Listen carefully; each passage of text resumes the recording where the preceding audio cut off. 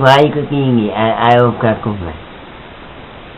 My name is Matthew Barrett, and I have Asperger's, which basically means I have a hard time focusing on one thing, and I get distracted a lot. My name is Will White. I have ADHD, attention deficit apparatus disorder, which means I lose concentration very, very easily. I can get very distracted.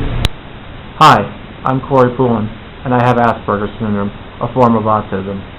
All my life I've experienced some sort of disability discrimination. Back when I was a sophomore at Westfield High, I was in a special education math course, and kids used to make fun of me because I had a calculator in that course, despite the fact that kids were disabled themselves. And it got to the point where the teacher pulled me aside one day and said, "You know, Corey, your accommodation of the calculator in the class is really becoming a distraction in the class. It's making you out to be a target. I urge you probably to learn the math by hand so we don't have this problem in affecting my class again."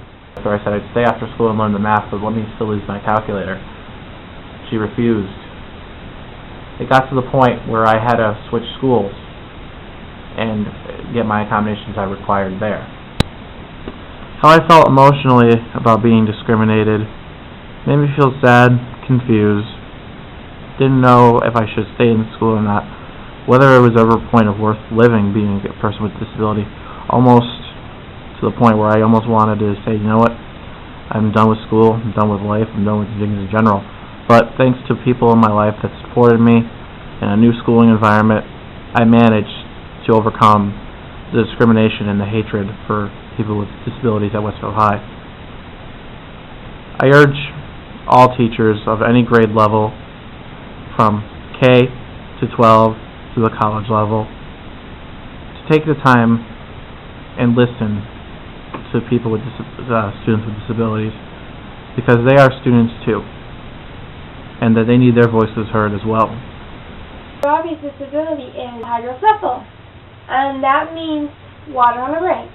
It means he's got water that seeps into his brain like fluid, cerebrospinal fluid, and it causes him to have learning disability and different problems. I'm speaking on Robbie's behalf because he has a speech impediment, and some people might not understand what he's saying. He got yelled at by the teacher because he wasn't speaking slowly, and he wasn't speaking clearly, but he couldn't help it, and the teacher got mad at him and wouldn't accommodate him or listen to why he was speaking like that. Plus, he needs to have questions repeated to him more than once, and he needs to repeat himself more than once, maybe 2-3 times, and talk slower for the person to finally be able to understand what he's saying. And yes, he talked to his teacher about what he needed for accommodations, but it didn't go so well because the teacher figured, oh, well, he should be just like everybody else, and he should be able to talk normal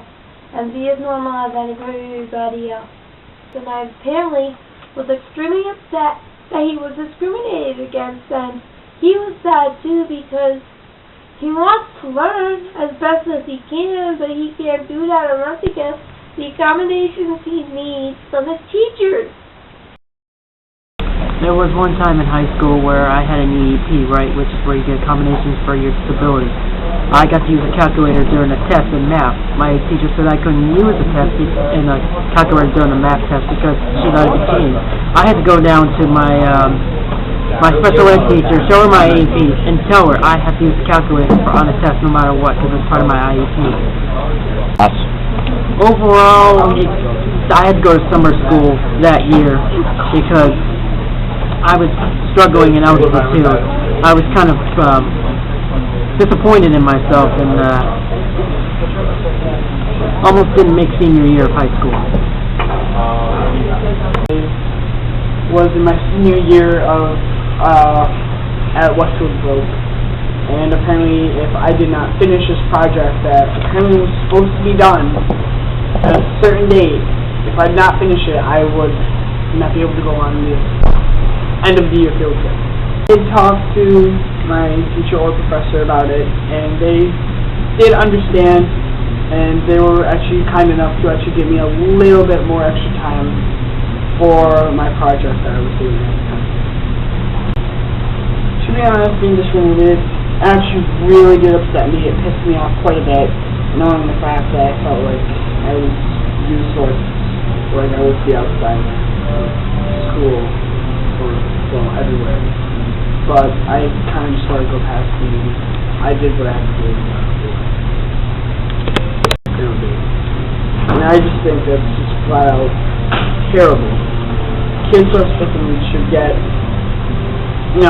help with their problems and with schoolwork and everything else. I believe it's important that these kids graduate and learn like everybody else.